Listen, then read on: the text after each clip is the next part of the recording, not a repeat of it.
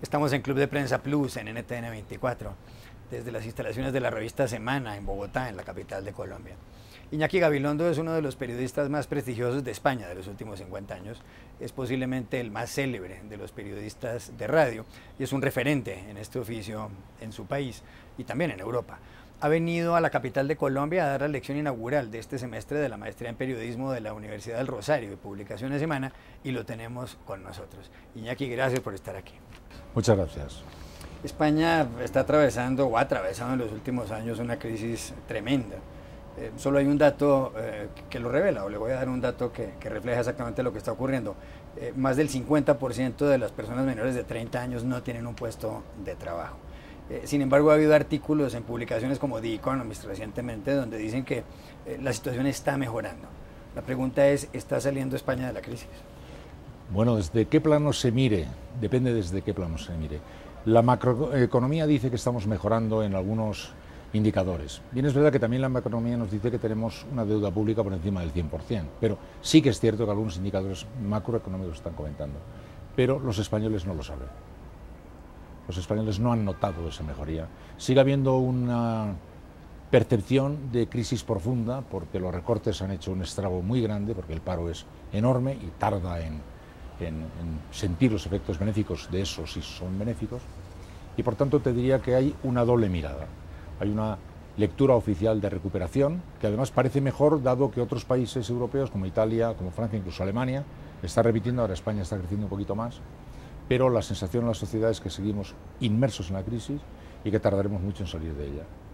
Una de las cuestiones políticas más agitadas que hay en España es que el próximo 9 de noviembre está convocado en Cataluña, aquella comunidad autónoma en el noreste del país cuya capital es Barcelona, un referendo independentista. Esto promovido, entre otras, por el gobierno regional catalán, por lo que se llama la Generalitat. Sin embargo, este tipo de referendos, según la Constitución española, son ilegales, no se ajustan a la Constitución. ¿Merece Cataluña ser independiente y, sobre todo, cree usted que se va a celebrar ese referendo? Bueno, yo no soy quien para saber si Cataluña se merece o no. En todo caso, Cataluña decidirá si quiere ser independiente o no. Todavía falta bastante para que sepamos esto. Lo que ahora está en cuestión es saber si se va a celebrar ese referéndum o no se va a celebrar y qué va a ocurrir después en el caso de que no se celebre, que es lo más probable.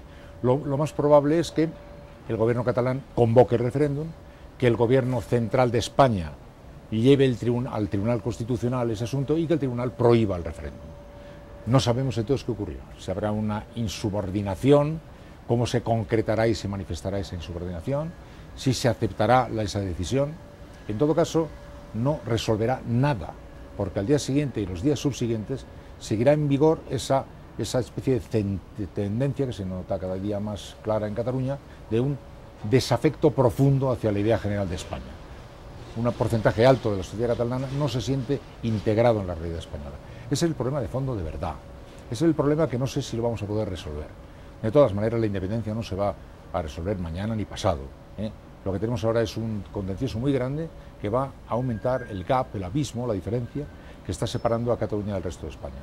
¿Qué mirada tiene usted de este movimiento político nuevo que se llama Podemos, que obtuvo 5 escaños en las últimas elecciones europeas y que, según algunas encuestas, está teniendo muchísima acogida dentro de la ciudadanía y que además está encabezado por Pablo Iglesias, un hombre que ha sido profesor de ciencia política y que fue muy célebre en algunos programas de televisión? Bueno, creo que Podemos ha puesto sonido y ha hecho presente un malestar profundísimo en la sociedad, que critica con gran severidad las fuerzas políticas, que critica el modelo de economía en el que nos movemos, que critica esta política de liquidación del estado del bienestar, y creo que ha representado, ha abanderado esa realidad de ese desafecto social. ¿Hasta dónde puede llegar? No lo sé. Hay una enorme curiosidad por saberlo. Los partidos políticos grandes están aterrorizados con él. El Partido Popular, que es el partido que gobierna con mayoría absoluta en España, porque teme que ese partido pues vaya a hacer una profunda avería en su mayoría social. Los partidos de izquierdas, porque temen que los desborde.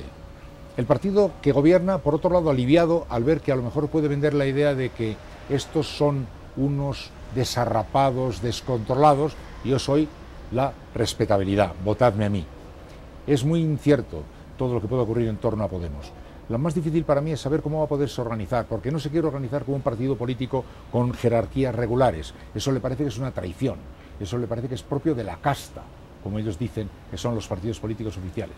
Se quieren organizar de una manera más asamblearia, mediante círculos, y eso la tradición dice que suele ser muy difícil de hacer.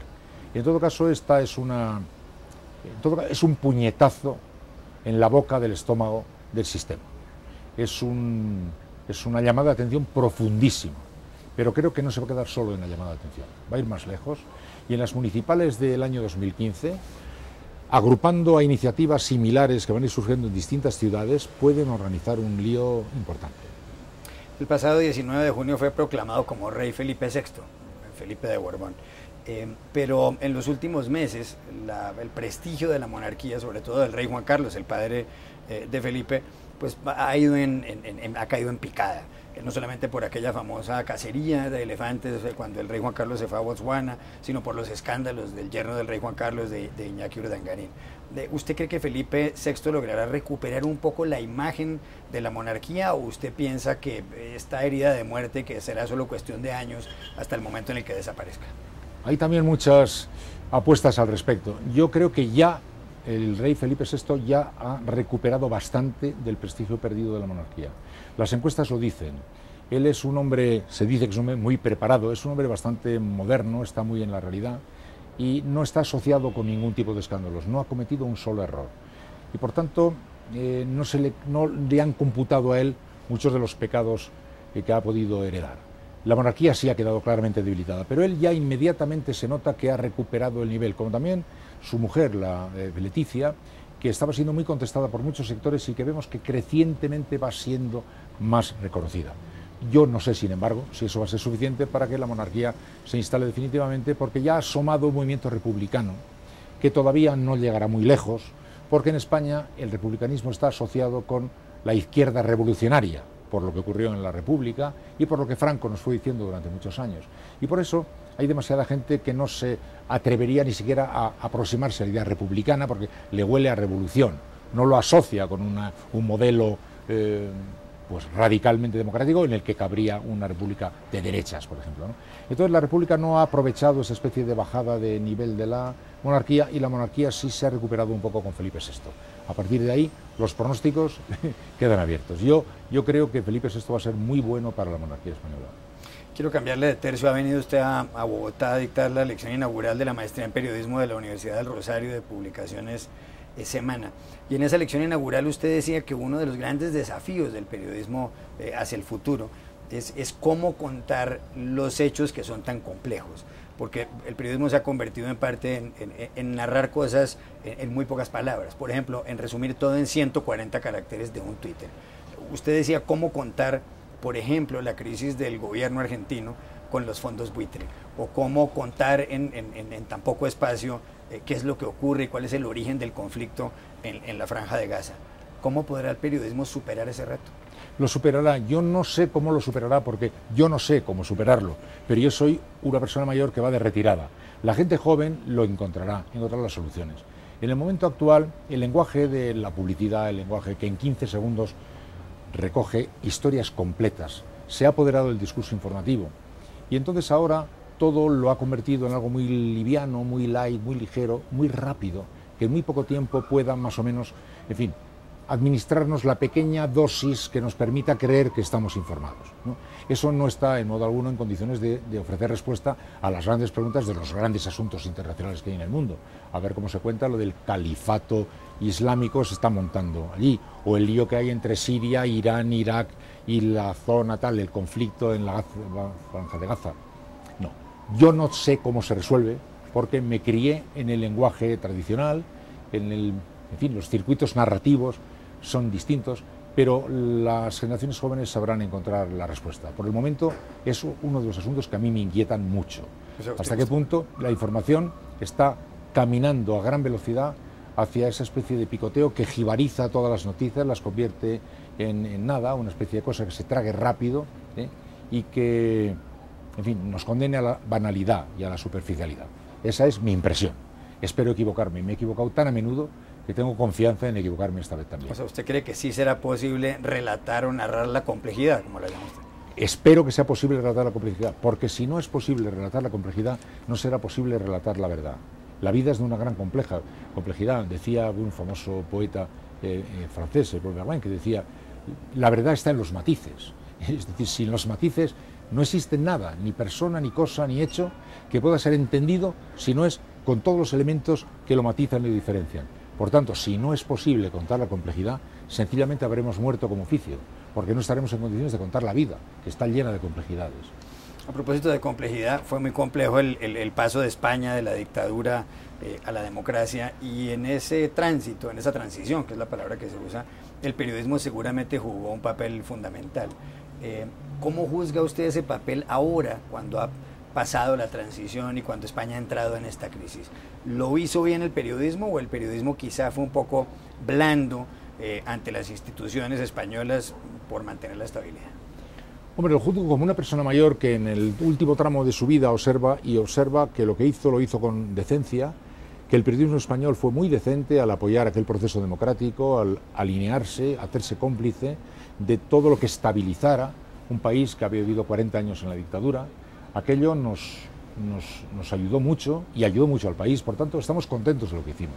Solo que pasado el tiempo descubrimos que al ser tan cómplices de lo que estabilizaba, aflojamos nuestro escrutinio sobre todo lo que estaba ocurriendo, y un día descubrimos pues que la monarquía hubiera debido ser escrutada con más severidad, y nos apareció pues no como la creíamos.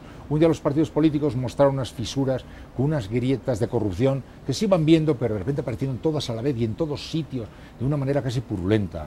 Un día descubrimos que la sociedad había dejado de creer en los partidos, y un día descubrimos, yo al menos descubrí, que sin arrepentirme de lo que hicimos, que creo que era lo que teníamos que hacer, hubiéramos debido tener un poquito más de severidad crítica con los actores del proceso, a los que queríamos asistir como actores principales de un proceso de estabilidad necesario, pero a los que seguramente les dimos demasiado margen para que algunos pudieran equivocarse y creer a lo mejor que disponían de impunidad. El caso de Jordi Pujol, presidente de la Generalitat, puede ser el más paradigmático. Gozó de un poder tal, disfrutaba de era casi un virrey, que a lo mejor no le llegó el aliento del periodismo al cogote, que es el que le hubiera debido llegar. Y entonces yo llego a esta conclusión en este tramo de mi vida, pero es una conclusión personal. Yo no me arrepiento de lo que hice, pero tengo la sensación de que hemos de aprender a ser cómplices de las aventuras estabilizadoras sin perder ni un poquito de nuestra capacidad de discernimiento, de crítica y de severidad. Ninguno de los grandes personajes de la actualidad, y menos los poderes, pueden perder ni una décima de segundo la percepción de nuestro incomodísimo aliento en su cogote. Una última pregunta, justamente con esto, ¿será que los periodistas perdieron en España la distancia que debían mantener frente al poder? A lo mejor sí, a lo mejor sí. Yo creo que es uno de los problemas que tiene el periodismo, que es que en ocasiones vive demasiado cerca del poder y se olvida de que es un liberado de la sociedad para vigilar al poder, no un miembro del poder, no es un miembro del poder. Es como un groupie de los Beatles que se creyera que era un Beatle más. No, un groupie de los Beatles es un groupie de los Beatles. Y un periodista cerca del poder es un enviado especial de la sociedad al poder, no es un miembro más del poder. Posiblemente, y en Colombia eso ocurre también, los grandes medios, por su propia envergadura y su propia importancia, se terminan convirtiendo en elementos de la propia estructura de poder, son una pieza de las estructuras de poder. Es muy difícil estar en esas posiciones y recordar la distancia, recordar que estás en la estructura pero que no eres de ese equipo, que eres del otro equipo, ¿no? Estas son cosas que hay que tener siempre muy en cuenta. Yo las he procurado tener en cuenta, pero es bonito a estas alturas de la vida no recoger que todo lo que has hecho está bien, pero sí aprender algunas cosas que a lo mejor les sirven a otros, ¿no? Cuidado con las distancias, no perdéis nunca el espíritu crítico, aunque es muy notable el papel que puede hacer el periodismo en el apoyo de las operaciones de gran envergadura histórica. Por ejemplo, ahora mismo está viviendo Colombia un proceso de paz desde hace 2 años iniciado en La Habana. Cualquier periodista, cualquier periódico respetable, creo yo, que sea contemporáneo de este fenómeno, debe entender que tiene que jugar en favor de esa causa. O sea, sería, a mi juicio, inexplicable que un periodista dijera, no, mi espíritu crítico está por encima de cualquier otra cosa. Yo no me siento concernido por esta aventura, yo voy a lo mío. No, tú eres un ciudadano antes de un periodista. Como ciudadano tú te sientes concernido por este proceso. Como periodista tienes que procurar no desarmarte por eso. Ese es el juego que yo creo que ahora mismo pues le toca jugar a Colombia, por ejemplo, al periodismo colombiano. Iñaki, gracias por haber estado con nosotros aquí. Muchas gracias.